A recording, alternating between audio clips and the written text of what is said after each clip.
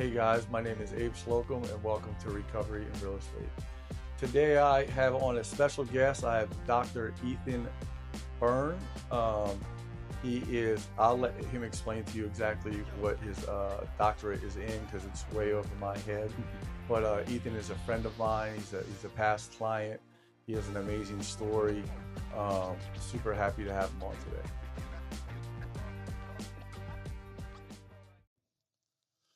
All right, Ethan, welcome to Recovery in Real Estate, man. You've had a busy morning, huh? Yeah. This is fun. This is first podcast I've ever done.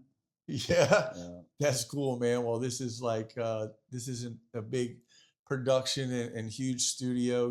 This is pretty sitting in an office and just spitting out some truths, and that's about it. So, we Ethan and I just left the O'Brien House breakfast, and Ethan was the keynote speaker, which is pretty cool. So, I'm just gonna ask a series of questions about your life pretty much. Okay. So today you're a doctor, you're are you grandpop or granddad or I'm all pawpaw? that. All that? Yeah. That's cool, man. So he's They call me E. I told E- him I was too young to be a grandpa or Yo. a grandfather or whatever, or pawpaw. Just call me E. That's awesome. That's Yeah. good. Everybody has their nickname, especially That's right. So I never knew that you got to pick your own nickname when you're a grandparent. Because like the kids can't talk yet, so everybody's like, what are they gonna call you? I'm like, oh, I get to pick? Yeah. Yeah. He is definitely a cool one. So I know you've been in recovery for a while. What's your sobriety date? July the 8th, 2012. That's amazing, man. Ooh, I'm like doing the math in my head. So, so July the 8th, Yeah. 2012, you got sober. Tell me a little bit what it was like before you got sober. That was horrible. Yeah. It was horrible. I mean, I was alcoholic for a long time. Had a lot of trauma as a kid, unresolved, and my coping mechanism was alcohol at first, and it moved into heavier drug use, and I ended up going through drug court. And so before I got into drug court, I got arrested like 6 times in 1 year. Get picked up on something, bond out, miss court, get a warrant, catch new charges, driving without a license. I mean, all that kind of stuff. And I didn't have any desire to get sober. It was just a spiral.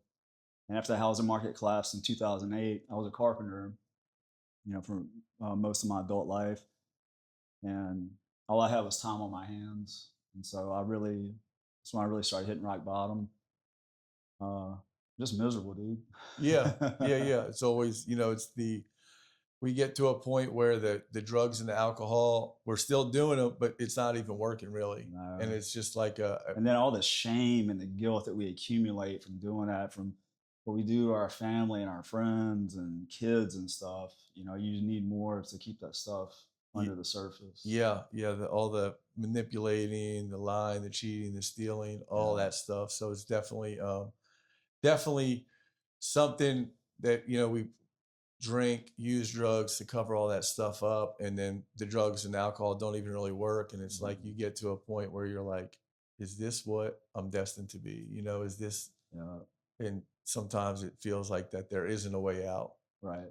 And I know with me, like I did the similar thing like you went to jail, and jail was at the time, it was like I was blaming the cops for arresting me. Right. It's like, why they keep doing this to me? Yeah, why they keep bothering me. But it was now looking back at it, it was a real blessing. It was, man.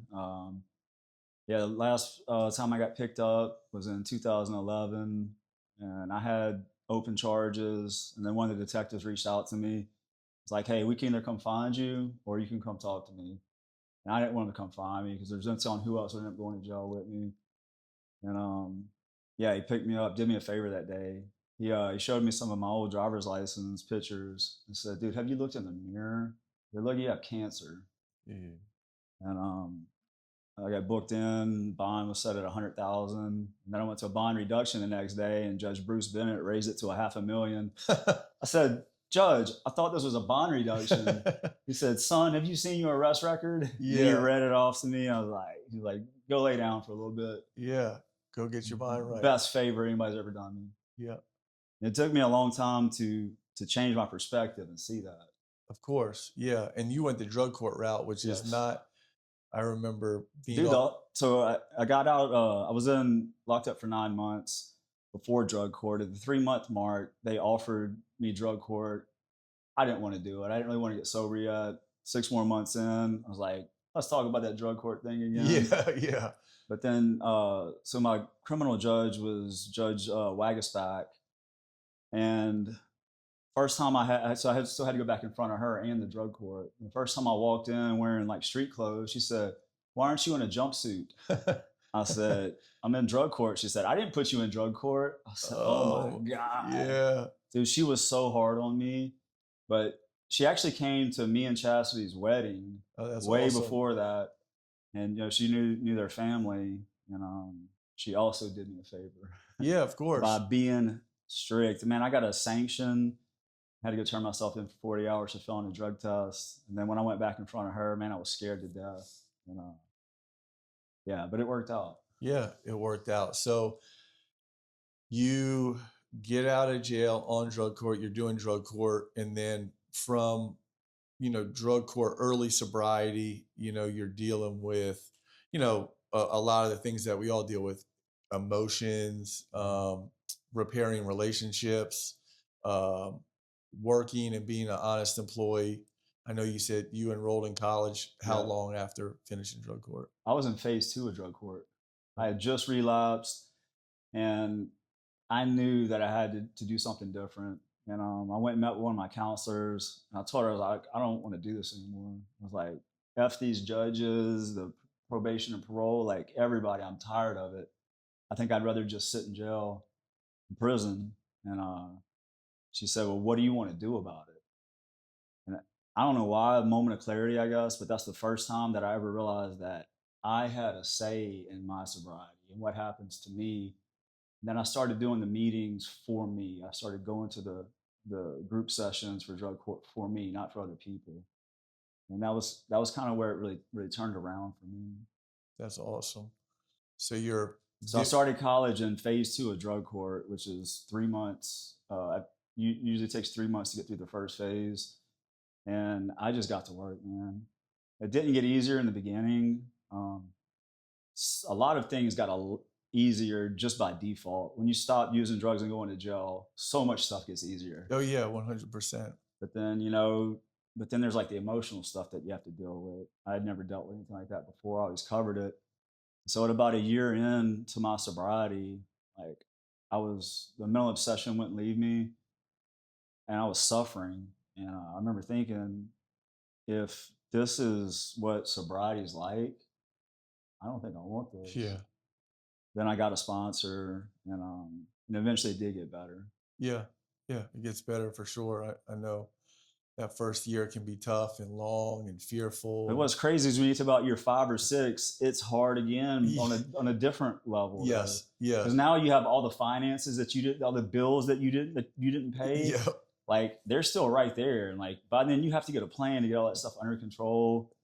The emotional baggage you haven't dealt with, the trauma from whatever, it's all there still. Yes, for sure. Yeah. I think I was probably 4 years, maybe 4.5 years sober when I started seeing a therapist. Yeah. And then I always laugh because I wasn't giving the therapist like a fair shot in the beginning. It was like I was still like lying to the therapist, like because I wanted to put on this facade, like and nothing was wrong with me. And I remember after like 6 months telling him like, "Hey, look, all this crap I'm telling you is like it's all crap." You know what I'm saying? Like now I'm gonna tell you what's really going on, and they're Yeah. like, "That's cool," and Yeah, it's this is what we've been waiting for. Yeah, This is why we do this. exactly. So it was definitely a breakthrough point. So you're at Southeastern, right, in college? Yeah. How long did it take you to graduate?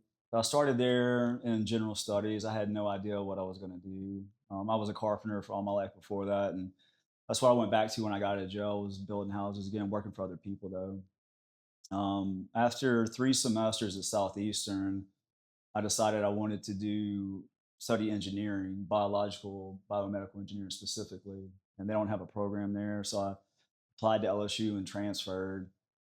I think I had just gotten out of drug court when I transferred. we just moved in to our own house. I've been living with my in-laws in their garage pretty much. We closed it in, and my wife was in sober living. So time I transferred to LSU, I just graduated drug court, and she had just come home, and we had all moved back in together as a family. And yeah, it took me 5 years to get my bachelor's degree from LSU in bioengineering. Graduated magna cum laude. That's amazing. So that's like first in the class, or right up There's there. summa cum laude and the magna. That's still Yeah, amazing. I had a 3.8, almost a 3.9 GPA. It was a little short of summa cum laude. That's amazing. And then so you and your wife got sober together. Yes, separately, but at the same time. Yes. She was in sober living. I was at home in her parents' house with the kids, and I was doing drug court. We both. Yeah, both of y'all have a unique story and a pretty amazing story. It's hard to get sober on your own, and then when you have a significant other as well, Yes. that and then kids. But it was good for us to have that time apart to be able to figure out who we are without the drugs and the alcohol. You know, we were still together, but it wasn't the same as living with somebody. Yeah, And so it gave us time to really work on ourselves, and then we did come back together. It was good. yeah. Chastity's always been one of those people near and dear to my heart. She was a counselor for me at the O'Brien House. Oh, nice. I didn't remember that. And I actually got kicked out of there, and she would call me like every month, and she barely even knew me, and she would be like, "Hey, you ready? You ready?" And I'd be like, "No, no," and she'd be like, "Hey, I'll send my husband to come pick you up, like if you want to go to treatment." And I'd be like, I'll call you tomorrow," Yeah, like maybe tomorrow. yeah. And then like 3 months later, I'd be in jail, and I'd be like, "Can y'all call Miss Chastity?" So, but she barely even knew who I was, and but She's got a heart for broken people, man. She loves to see people heal. yeah, and it was awesome. She when I first got sober, I she was still working at the O'Brien House, and I went sat down with her, and she helped me fill out like for food stamps, and give me some resources to reach out to, and like a clothing voucher so I could get some clothes and things like that. And it was, a true blessing. And then, One of my favorite things about her is when somebody comes from jail to the center where they're at, as soon as they get out the car, she tells the cops, "Get those handcuffs off of him." yeah, And a lot of times they don't want to. She's like, "He's mine now. Get those handcuffs off of him now." yeah, yeah. No, that's awesome. He's my patient. Yeah, Yeah. no, that's awesome. That the work that she does, and any of those people that work in the recovery field. So you graduate from LSU, and I started a PhD. So that was 2017. I got my bachelor degree, and then started my PhD work. I started doing cancer research. Yeah. yeah, So I was doing construction work while I was going to class. I would work in the morning, go to school, or vice versa, And my senior year, I got work study, so I was able to get paid to work in a lab. It wasn't much, but um, considering the limited amount of time I could actually work in construction, it wasn't that far off. yeah. So I started doing that my senior year, and I really enjoyed it. And I talked to my advisor, and I was like, I think I want to do a PhD. And so I rolled right into that. I completed it in 3 years. It takes most people about 5. That's awesome. I was grinding, Yeah, I bet. grinding. And then I heard you say earlier today that you went to school at the same time as your daughter. Yeah, yeah. So when I was a senior at LSU, my daughter was a freshman. And That's so so we got awesome. to meet and have lunch together, hang out in the quad. Went to the LSU football games. I sat in the student section. I'm nearly a 40-year-old man hanging Yeah, out. It was amazing. It that's was so much fun. that's so cool, man. The gifts and the things you get to do in sobriety. Yeah, it's been a wild ride. It's a strange life. Yeah, yeah, for sure. It's amazing, man. So I know you and your wife live in New Orleans now. Mm. You have your kids. Yep. So the kids are old. They live on their own now. I did my postdoctoral studies at Tulane University in the biomedical engineering department. I learned how to build advanced models of human pathophysiology, cancer specifically. Yeah, And so we moved there for that. And I still had my house in Walker, the one that you helped us sell. Yeah. So my daughter and her boyfriend were living in Walker. We were in New Orleans. And then my daughter got pregnant right when she was getting ready to graduate Southeastern. And as soon as I met my granddaughter, like I knew I had to move them here and get them close. So you helped us sell our house, and then we took the money we made from that and put it down on a duplex. And then we moved my granddaughter in next door, and we let her bring her parents with her. Yeah. Yeah. Yeah. No, that's awesome. Yeah. That's awesome, man. You guys live in New Orleans. You got your kids, your grandbabies right next to you. You get that spend that quality time with them. That's what really life is all about, man. I know Yeah. you and your wife travel a good bit and enjoy life, and that's Yeah. what. We didn't get sober to sit at home and be miserable. No, that's right. And I did some reflecting, a few years ago. I'm like, all right, when this life ends, what am I going to regret that I didn't do? And spending more time with family, hunting and fishing and traveling, those were some of the things For sure. that came up. So I've been making it a point to make sure I do plenty of those. Yeah, no, 100%, man. I love being able to, spend time with the family, spend time with the kids, especially. And you got a new baby. Yeah, Dude, that's amazing, dude. 2 What months. a blessing. Yeah, three in car seats in the back. Oh, so yeah, it's dude. like sitting in traffic on I-12 coming home, and I'm like, what'd I do? You know what I'm saying? So, but it's awesome, man. I wouldn't, change anything at all. So like some room for some good personal growth. Yeah, no, exactly. Yeah, I tell people a lot, and what I've learned with it is kids will teach you how selfish you are and how selfless you are, Yeah. because how you'll rearrange, How short your patience are. Yeah, 100%. I have a 5 and a 3-year-old that no is not, tell them no, they're like, yeah, Yeah.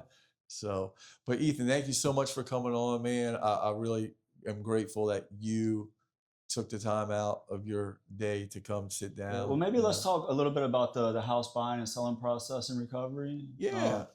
So whenever I got in recovery, had a ton of financial debt. We filed bankruptcy, and then I thought you had to wait like 2 years to buy a house, but with like a year and a half, we had somebody that was able to get us financing. I had no idea that was possible, Yeah. especially being in recovery and not having a very good credit record.